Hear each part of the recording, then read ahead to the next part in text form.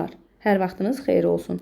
Bildiyimiz kimi 17 may 2026-cı il tarixində OTK 4-cü ixtisas qrupları üzrə növbəti sınaq imtahanını keçirdi və 11-ci sinif sınaq imtahanının hal-hazırda sizə izahını verirəm. Bildiyimiz kimi hələ ki etalon cavablar çıxmayıb.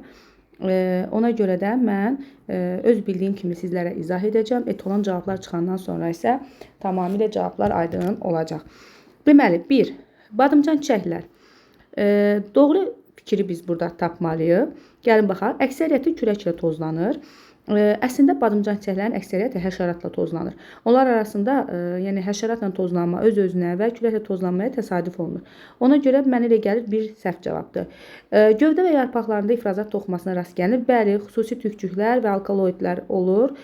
Yəni tükçüklər olduğuna görə biz ifrazat toxumasını deyə bilərik. Məncə cavab budur. Çiçəklərində bitişik ləçəklər, qayçıqlar adlanır. Bu paxlalar fəsləsi nümayəndələri üçün xarakterikdir. Əksər nümayəndələr ağac şəkilli yox, ot şəkillidir və çiçəyində struktur elementlərinin sayı 16-dır. Bildiyimiz kimi, deməli, badımcan çiçəklərin çiçək düsturu K5, L5, Y5 və D1-dir. Burada çiçək düsturu demir, çiçək struktur elementlərinin sayı deyirsə, yəni burada düzdür 16 göstəririk, amma çiçək düsturu demədiyi üçün burada çiçəyin saplağını da mənə gəlir götürmək lazımdır. Ona görə Y də səhv cavabdır. Burada cavab B olacaq. İkinci sual. İnsanda gözün köməkçi aparatının qüsurudur, xəstəliyidir. Köməkçi aparata biz qaşları, kiprikləri, göz qapaqlarını, göz yaşı vəzlərini və göz almasını hərəkət etdirən əzələləri və s. daxil edə bilərik, aid edə bilərik.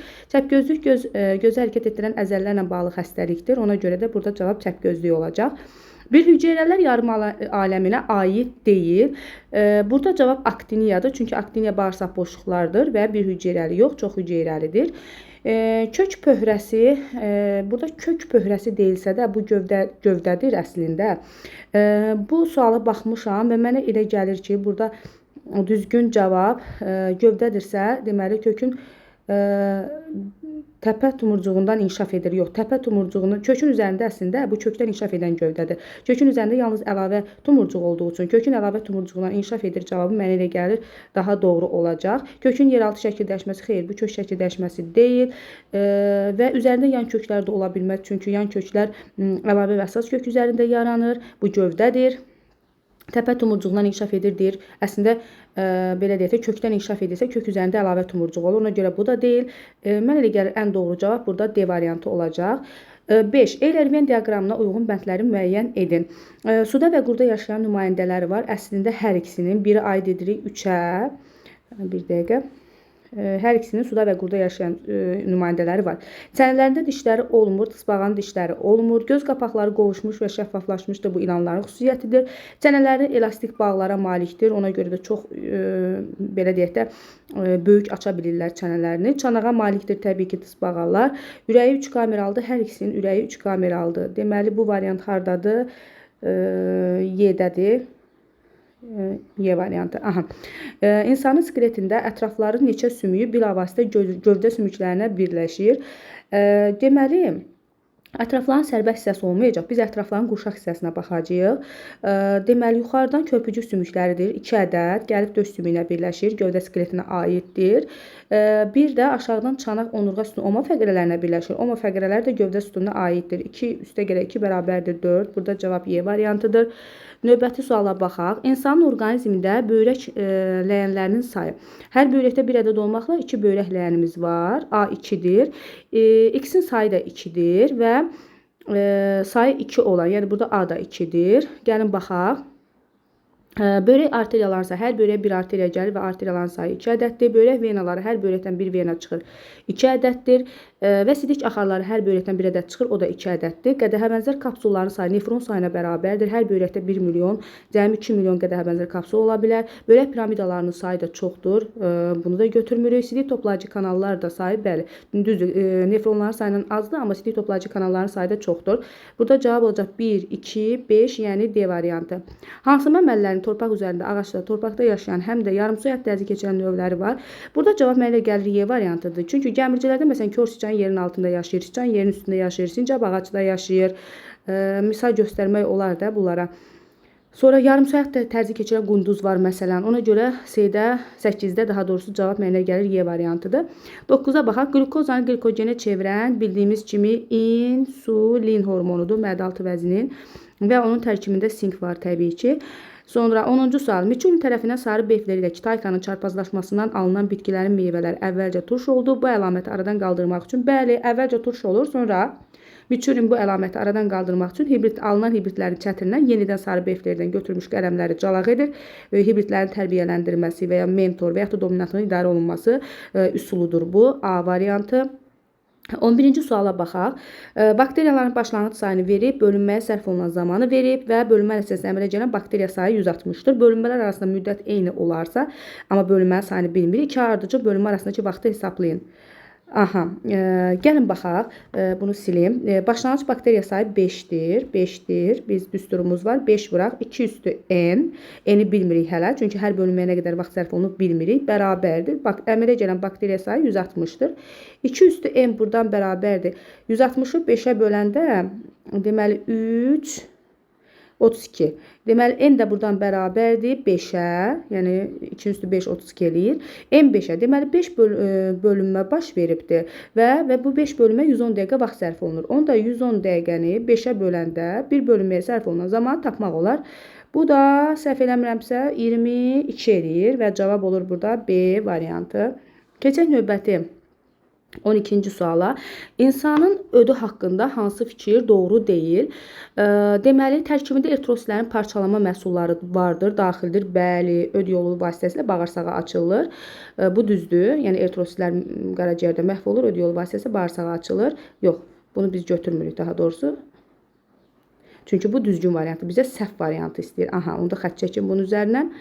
Qaraciyərdən nazik bağırsaq axır, bəli, bu da düzdür. Öd kisəsindən nazik bağırsaq axır, bəli, ödün artığı öd kisəsində toplanır və nazik bağırsağa axıdılır.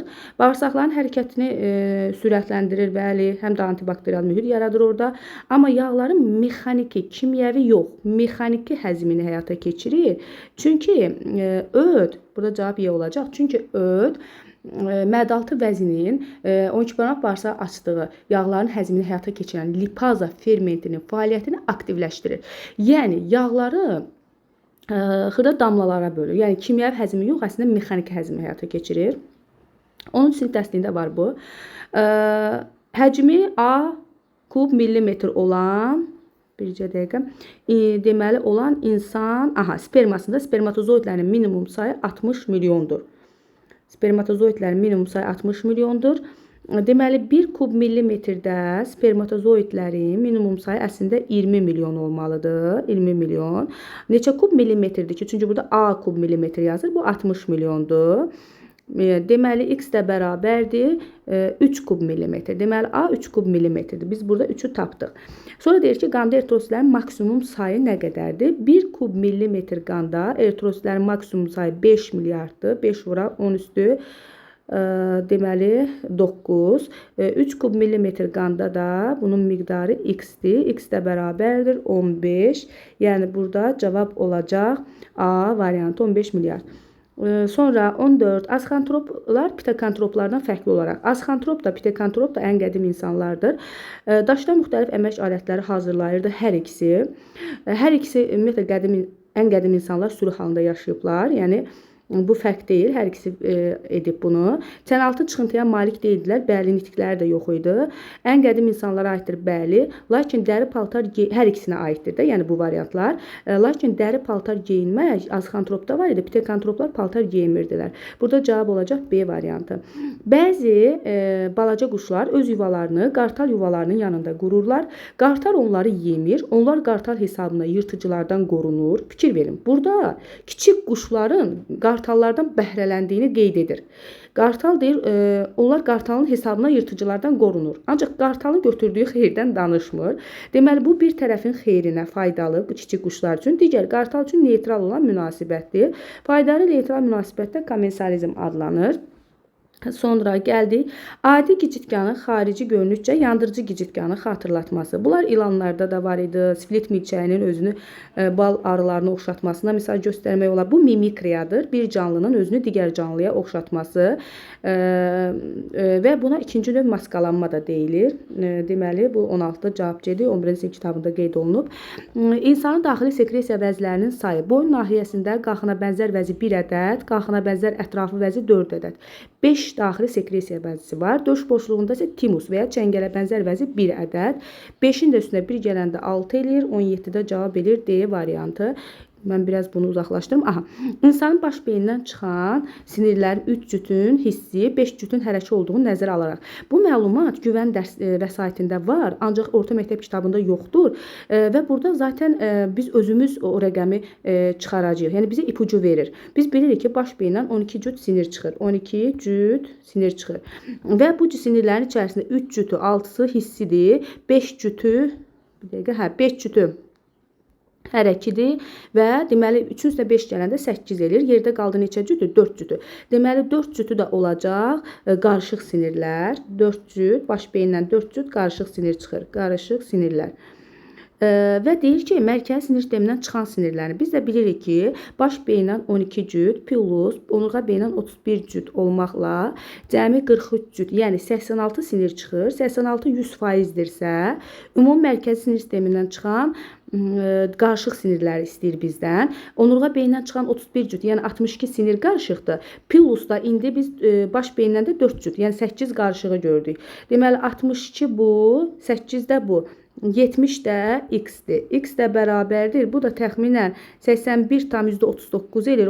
Ona görə 81,4 götürəcəyik. Təxmini cavab istəyir onsuz da bizdən. Cavab olacaq burada. Deməli A variantı.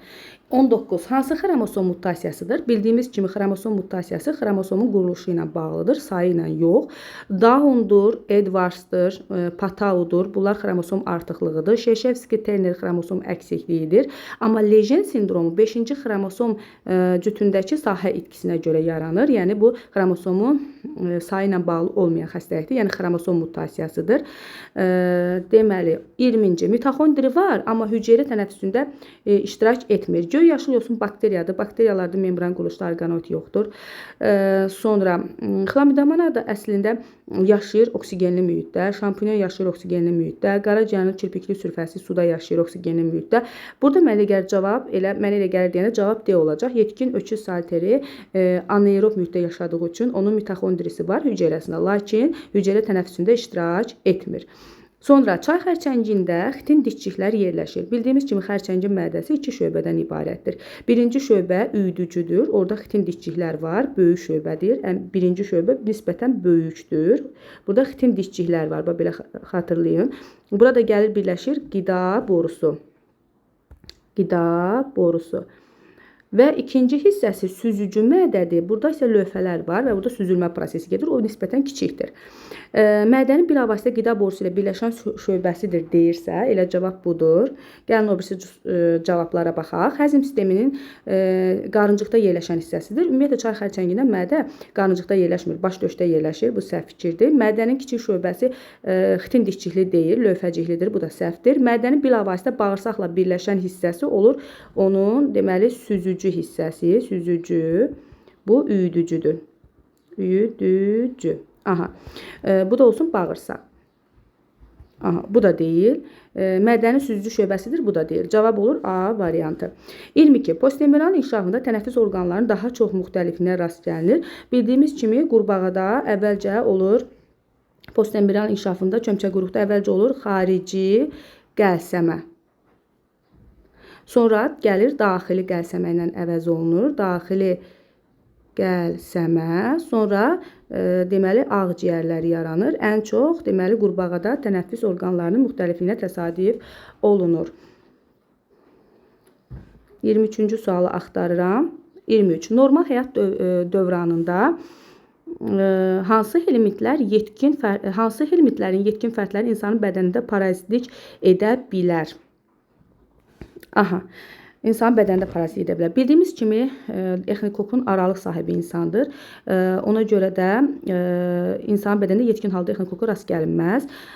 Sonra öküz saliterinin əsas sahibi insandır, ola bilər. Qaraciyər soyuducunun əsas sahibi insan ola bilər. Ankilostomanın bir sahibi var, o da insandır. Ona görə bu nereidin ümumiyyətlə parazit deyil, toksoplazma qurd deyil. Deməli burada cavab 2, 3 və 4 olur. Sonra növbəti psilofitlər. Görə psilofit haqqında nə verir? Bir avasitə mamır kimilərə başlanğıc verib. Xeyr, psilofitlər keçid formalardır. Bu deyil, yəni bu cavab yanlışdır. Ağıcıqlara malik olublar, bəli, bu var onun sinif kitabında. Torpağa rizoidlər olduğu üçün rizoidlər vasitəsilə möhkəm bərkimişdilər. Mexaniki örtük və ötürücü toxumaları da var, kitabda qeyd olunub. Sporlu bitkilərlə toxumlu bitkilər arasında keçid deyirlər. Bunlar əslində ilk quruya çıxan bitkilərdilər. Yəni yosunlarla ali sporlar arasındadılar. Bu da deyil. Deməli, ilk su bitkiləri olub, xeyr, ilk quru bitkilərdir. Bu da deyil. Deməli, burada da cavab 2, 3 və 4 olur. Keçən növbəti suala canlı verib toyuq. Toyuqda 2n bərabərdir. Buradan yazaq. Toyuğun 2 eni bərabərdir 78, eni bərabərdir 39. Bu bizə lazım olacaq. Cinsiyyət vəzinin yetişmə mərhələsində keçən ilkin cinsiyyət hüceyrələrinin sayı. 5 hüceyrə yetişmə mərhələsində meyoz bölünməyə məruz qalıb, yaranıb, deməli, sayı olacaq 15. Yox, cinsiyyət vəzindən yetişmə mərhələsindən keçən ilkin cinsiyyət hüceyrə, sayı olacaq 20. 20-dən 5-i yumurta hüceyrə olacaq. Deməli 15-i, yəni 4-dən 3-ü olacaq yönəldici cisimcik. Bizə dedik ki, reduksiyon bölünmədə, meyozda əmələ gələn kiçik hüceyrələrdə, kiçik hüceyrələr yönəlici cisimciklərdir. Avtosom xromosomların sayı cəmi. Bildiyimiz kimi, yönəlici cisimciklərdə yumurta hüceyrə kimi n bərabərdir 39. Yəni, xromosom dəsti n bərabərdir 39 və 39-dan 38-i avtosom xromosomudur. Biri cinsi xromosomdur, cinsi. Deməli, avtosom deyirsə 38 götürəcəyik. Neçə yönəlici cisimcik yarandı? 15. Hərəsi 38 xromosom daşıyırsa, bu da təxminən səhv eləmirəmsə 570 eləyir və cavab olur 570. İndi baxırıq 26-cı suala. Tozcuq borusu əmələ gəlmir. Söyüdün sarımtıl çiçəkləri, əvvəlcə onu deyək ki, tozcuq borusu dişi, burada əmələ gəlmir soruşur. Tozcuq borusu dişi çiçəklərdə əmələ gəlir. Sarımtıl çiçək söyüdün erkək çiçəyidir. Tozcuq borusu orada əmələ gəlməz. Söyüdün yaşıl çiçəklərində əmələ gələr, çünki dişi çiçəklərdir. Biz gəlmirik, yenə eyni səhv elədik. Gəlmiri soruşursa, biz gəlmiri götürəcəyik. Biri götürəcəyik. Sarımtıl çiçəklər, erkək çiçəklər olduğu üçün tozcuq borusu əmələ gəlmir. Tozcuq borusu buradan bir işarə qoyum, dişi çiçəklərdə əmələ gəlir. Söyüdün yaşıl çiçəklərində əmələ gələr. Günəbaxanın ciddi şəkilli çiçəkləri yalançı çiçəklərdir. Ona görə onların dişici və erkəkçi yoxdur. Orada da əmələ gəlmir. Eşəkqanqalın boru şəkilli çiçəklər həqiqi çiçəklərdir. Orada əmələ gələr. Qarğıdalın süpürgə çiçək qrupu erkək çiçəklərdir. Erkək çiçəklərdə əmələ gəlməz. Zəncirotun ciddi şəkilli çiçəklər həqiqi çiçəklərdir. Orada da erkəkçi və dişicik var deyə əmələ gələr. Deməli, burada cavab olur 1, 3, bir də 5. 27-ci suala baxaq. Deməli, uyğunluğu müəyyən edəcəyik. Deməli, quş mamırının protonemasında qametlər əmələ gəlmir. Quş mamırının protonemasında qamet əmələ gəlməz. Çünki o cinsi nəsil deyil. Üzərində arxegonu olan quş mamırında dişi qametlər əmələ gələr. Deməli, B gedir 2-yə.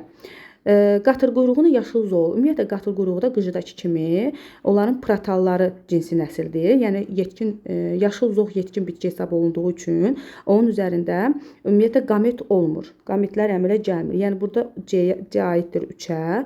Üzərində anterid olan quş mamırı yalnız erkək qamet əmələ gətirir. Elə bir variant yoxdur, bunu silək. Erkək qıcının protalında həm dişi, həm də erkək qametlər olur. Y də bura aid olur. 27-ci sualı da bitirdik. İndi keçirik situasiya suallarına.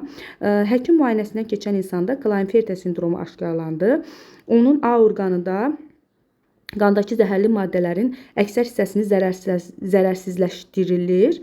A orqanı. A orqanında qandakı əksər zərərli maddələr zərərsizləşir. Bu oxşuyur qaraciyərə. Deməli, qlikozanın artıq hissəsi də qlikogenə çevrilir burada ehtiyat halda. Deməli, söhbət həqiqətən də qaraciyərdən gedir.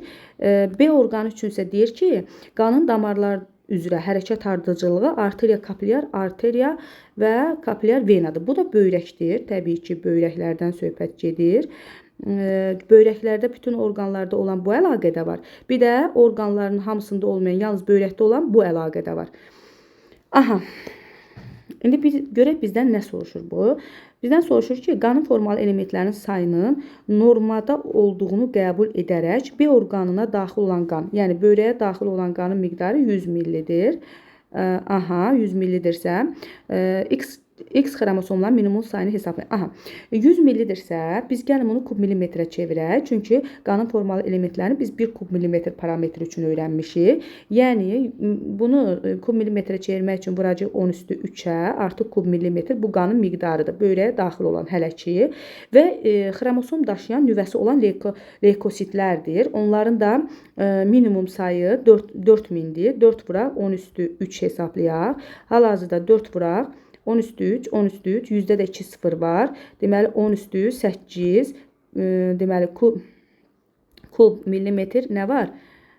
Yox, kub millimetr yox. Leykositin sayını tapdıq. Bir dəqiqə. Leykositin sayını tapdıq. Və bizdən deyir ki, X xromosomunun minimal sayını hesablayın. Biz burada nəysə buraxdıq. Yox, daha doğrusu buraxmadıq. Burada Klinefelter sindromunu indi baxaq. Klinefelter sindromu 2M bərabərdir 44 plus XXY. Deməli, leykositlər somatik hüceyrələr olduğu üçün onlarda vəziyyət bax bu formada baxacaq. Klinefelter sindromunun bədən hüceyrələrinin, somatik hüceyrənin xromosom dəsti belədir. Deməli, onlarda 2 dənə X cinsiyyət xromosomu olur. Bu qədər leykositin də sayını vursam 2-yə, mən X cinsiyyət xromosomlarını taparam. 8 vuraq, 10 üstü 8. Bu olur, deməli, 28-ci sualın cavabı. 8 vuraq, 10 üstü 8. X xromosomu var. İndi bunu silək, görək növbəti suallarda bizdən nə soruşur. Bizə deyir ki, cədvəli tamamlayın. B orqanı ilə eyni bədən boşluğunda yerləşən. B orqanı böyrək idi. Yerləşən endokrin sisteminə aid olan vəzlər, bunlar böyrək üstü vəzlərdir. Böyrək üstü. Hər birinin sayı, bu da 2-dir sayı, təbii ki. Qarın boşluğu, yox, B orqanı ilə eyni bədən boşluğunda yerləşən endokrin sisteminə aid olan vəzlər. Böyrək üstü 2 dənədir. Sonra deməli biz bilirik ki, böyrəklər qarın boşluğunda yerləşir. Burada mədə-altı vəzini də deyə bilərik. Mədə-altı vəzi, onun da sayı 1 ədəddir. Boşluğunda yerləşən endokrin sisteminə aid olan vəzlər. Adlarını yazdıq və hər birinin sayı 1 ədəddir.